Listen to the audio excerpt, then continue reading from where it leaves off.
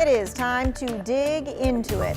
First on the list, school safety. The school year, of course, still young, but there's already been some safety concerns in the Triad and universities across our state. First, we need to identify and understand what the safety concerns are on our school campuses. We want to prevent violence, of course, whether that's mass violence or just self-harm for individuals. The North Carolina Center for Safer Schools Task Force met today to talk about ways to make sure that our students stay safe.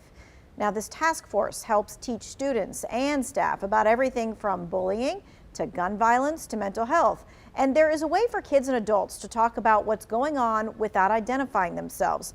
It's called the Say Something Anonymous Reporting System. How can we prevent violence on school campuses? Let's connect the dots. More than 1,100 threats were made on North Carolina schools this fiscal year. That's up nearly 30% from pre-pandemic averages. The State Bureau of Investigation says that includes anything from small threats like "I'm going to beat you up" to major threats of mass violence on school campuses. Meanwhile, more than 10,000 tips came through the Say Something Anonymous reporting system last school year, with bullying being the top problem. The North Carolina Task Force for Safer Schools now creating several initiatives to change the trend. The state preparing a major campaign pushing firearm storage safety to reduce children's access to guns. They're also looking at recommending threat assessment teams in every school to identify troubled kids before they endanger themselves or others.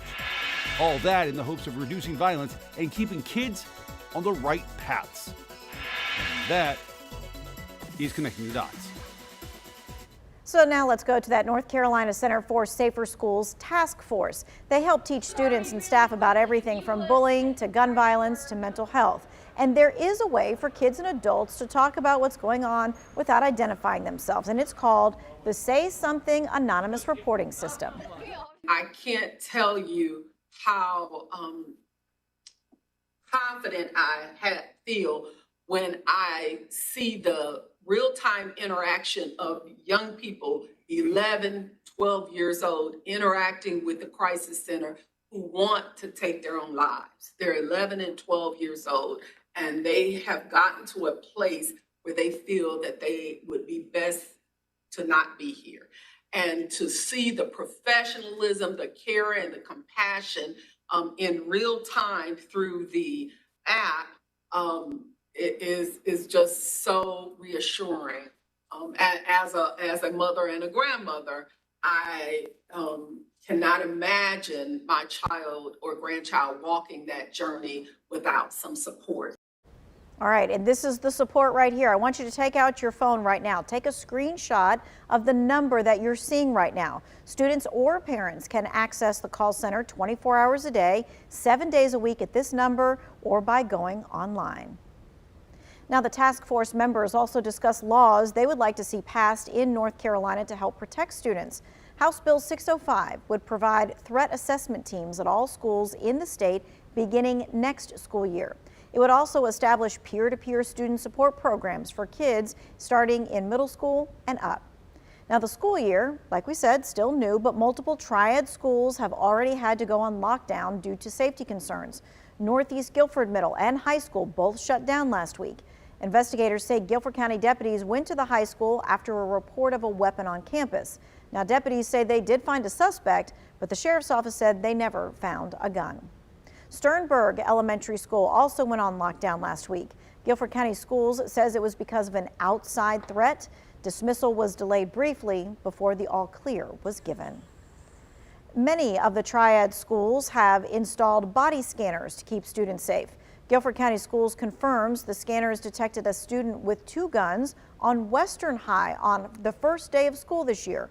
One parent said it was really disappointing to hear from her student on the first day about an incident like this. Mom, like, I'm concerned, like they found a weapon, and like, Mom, it's the first day of school, just kind of in a panic a little bit.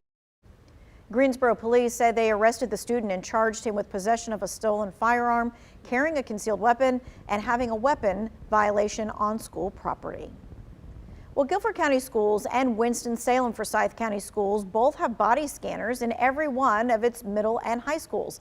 But Winston-Salem Forsyth County Schools only plans to use those detectors at big sporting events if there is a verified threat to the school.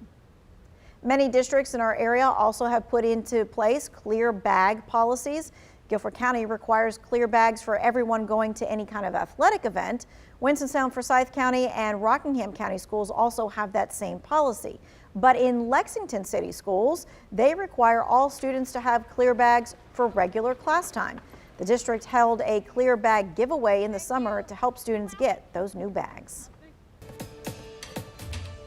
Let's turn our attention now to safety on school buses. School districts and police agencies are continuing to remind drivers to follow the law and to stop for those school buses that you're now seeing on the road.